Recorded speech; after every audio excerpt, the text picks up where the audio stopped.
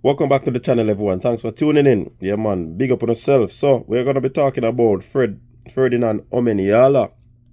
Yeah, man. Ferdinand Omanyala at the Kenyan trials.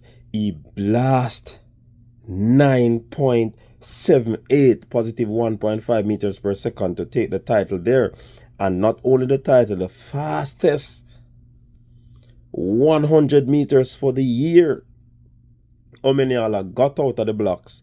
Omanyala does show the people what he's about, what he can do, and kind of shut them out of the critics who believe that he's not a fast person.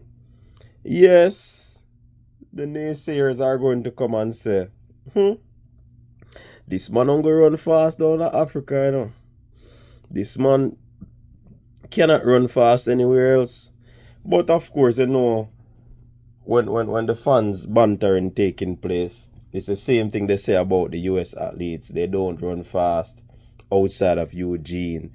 So the war are going to take place. The battle of who can run fast, where that conversation is going to come up. You understand? Because people are going to say Kenya is at a place where they consider it to be high altitude, and if you want to run fast, you get to me and say you have to go down to Kenya. And by all means, nothing is wrong with that, really. It was done in a legal wind under circumstances where they use the correct blocks and everything. So you really can't go around the thing, man. A world lead for Omanyala, man. Omanyala, the man that I believe is a talented athlete, but his running style looks different, and I don't know if he's too muscular to me, or it's just a camera trick. You understand? But Ferdinand, roll out, man. Roll out and make all and sundry have to be talking about him right now. Yeah, man. The boss step out. The boss step out and make the people them know what go on, what time, what o'clock a strike, and all of these things. So this one would be a short one, people, just to let you know that Omanyala is the man right now. He's the world leader. And when you look on the likes of Oblique Civil and Noah Lyles, Kenneth Bednarik, that's his name, Kenny, yeah, same thing, Kung Fu. These athletes are talented athletes as well. You have Christian Coleman, let's see, Tibogo. You have Simbini. You have Zarnell Hughes. A whole heap of top athletes, It's just for Ferdinand to pretty much replicate it and take all of that into that confidence into the Olympic Games. It's quite a few months to go, or weeks, Because you have the entire, you still have 2 weeks leaving in June, and then another 4 weeks in July. So probably 6 weeks. And of course, he's definitely gonna sharpen up in that 6 weeks. Probably still will be doing some weight training, but explosive weight training. So it's not gonna be like a heavy load. So it argues well for him going forward. You understand? So how can he get that confidence to come outside of the continent? Because people are gonna say it. I know people are gonna say it, so I have to touch that. I know people are gonna say it. Yeah, man, people have to say it. Because sometimes they berate performances from athletes, You get what I say?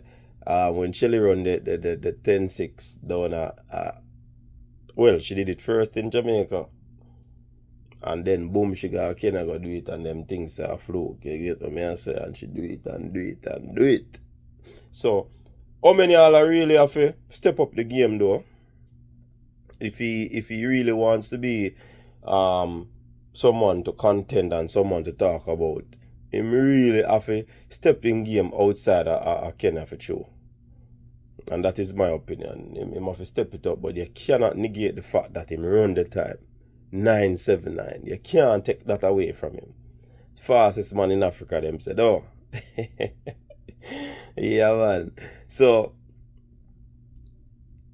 it goes to show that he's still, in the mix of the conversation of who can actually win the Olympic Games. Or at this time of the season, Omanyala normally put him foot in the ring and then him just take time and pull it out. Do you think of that gone? Or him genuine this season? You think this season is a genuine season where him can reach to that point? Or is it a case where his coaching staff pretty much taper him off for the championship? They put in the tapering work for the championship, and then they're gonna see how best they can maintain it. Is it flaw in his coaching? I don't know. I'm just asking these questions because sometimes these are some of the things that happen, and because we're not inside, we don't know. And coaching, of course, you do make mistakes. You wheel and come again. You revisit. You evaluate. All of these things. So these things happen to coaches. Coaches make mistake to people. Yeah, man. Coaches make mistake. When they reminisce on the season, they probably say, I could have done that. I should have added that. I should have taken this approach. And hence the reason some people change their programs from season to season or make the necessary adjustment to ensure that it is tailored to suit the type of athlete that they have. So yeah, these are things that really happen, and I just hope that it's not just a peak for this championship, and then it pretty much just fly over everybody head after that, where him just can't show up over there in France, over there in the Olympics, and ensure that he gets into the final. And once he's in the final, then of course anything can happen. This is one of the 100 meters that you look at and you don't see a clear leader. Even though Omanyala ran that 9.78, 7.9, it's not really a clear lead on his part, because of course people go back and say, all right, him only do that there. So they get what I say. So I certainly hope that he will be able to do better this season. Coming now, say if we go win Olympics, we don't know. So we are defend the oblique and the civilians them, and when Kishian touch out, we are and Julian Fort, we are lift up the Jamaicans them and Hakeem Blake and them, man. You see me? Yeah, man, we're not switch, man. Go for switch, man. Anyways, people, what do you think about this? 9-7. Omanyala. Talk about it now.